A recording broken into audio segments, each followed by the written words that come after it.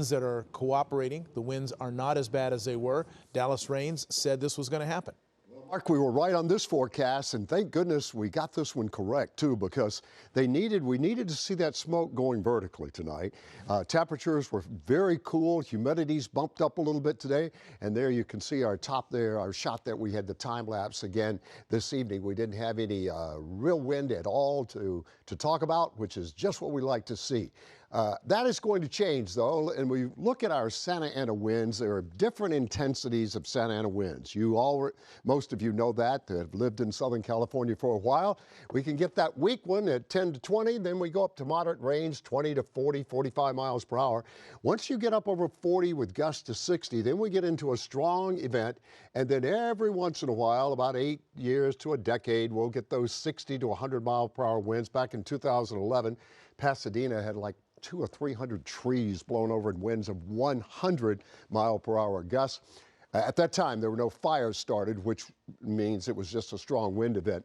Okay, so let's take a look at what we have for you coming up. A fire weather watch will start Saturday evening. So we have it calm tonight. Tomorrow morning looks pretty good for firefighters. Then tomorrow night, we'll start getting those winds again, blowing down through the canyon passes. How strong will they be? Anywhere between 20, 30, with occasional gusts. Tonight, boy, I love the look of these winds actually coming a little bit from the west. That allowed a little bit more moisture in the atmosphere. And we will look at the profile forecast coming up from the Palisades. 8 o'clock tomorrow morning, only 13, 9 and 8. That looks good out of the west, kind of southwest, kind of variable there. And then we bring the winds in starting about 8, 9, 10 o'clock tomorrow night, and they do increase to 20, 25, 30, and occasional gusts to around 40 miles per hour with this event. Air quality tonight still poor up in the Pasadena area. So what we're seeing tonight is the area of high pressure. So there's a little trough coming down this evening. The low that caused us all the powerful winds is way out over the Mississippi Valley now, headed up through the Midwest. This high pressure, though, is semi-permanent, meaning it's not going to move a great deal for a while. And with that position, if we get something coming out of the north, which I'm forecasting on Monday, starting Monday, it'll develop here around the Eureka area again. But instead of coming down to the east of us, which would bring cold air, what we call cold air advection aloft from about 20,000 feet up to 30,000 feet. And that's when you get those excessive winds.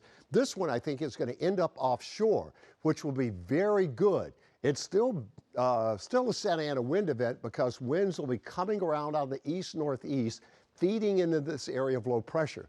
The good news about this one, there will not be as much cold air advection for super powerful winds, and it's going to spin around for 2 or 3 days and then pick up a little moisture and then make its way across Southern California.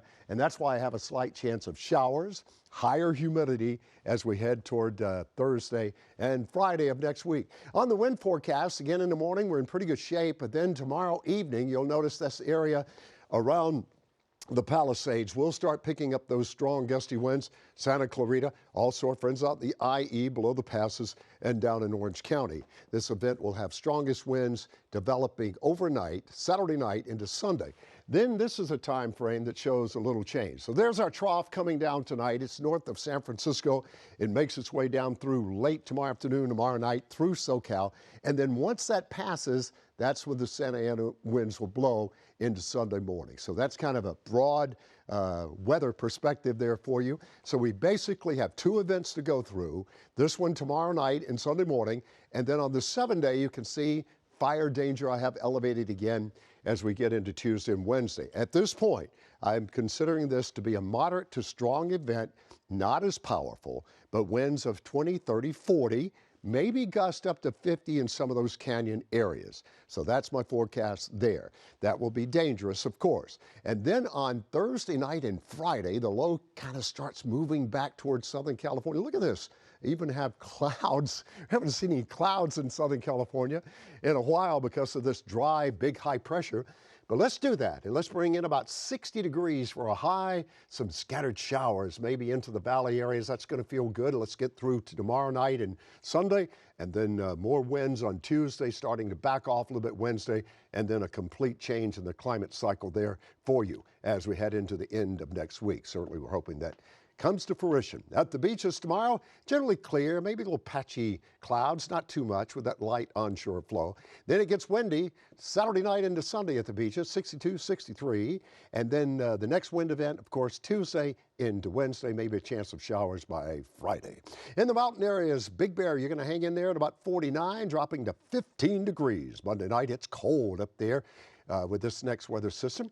But chance of snow maybe too, Mark, up there in the high country on Friday. It'll be great to see that. Again, anytime we're dealing with the weather, you know, it's fickle, and we have to do the best we can at forecasting. But the last one we did fairly well on, and I'm hoping that this forecast is right too, coming up for next week. Yeah, even though some of what it portends is pretty scary. Well, it is, Mark, because we have the fires already. Yeah. You know, if we were going to this with, say, we had no fires in Southern California, this next event would be, okay, it's a strong Santa Ana, because we have some down power lines and trees and things like that. But once you have fires that have already started, it's always frightening. It is. Hello, I'm Mark Brown. Get more great ABC7 content by clicking the subscribe button for our YouTube channel. And download the ABC7 Los Angeles streaming app on Fire TV, Android TV, Apple TV, and Roku to watch on your TV.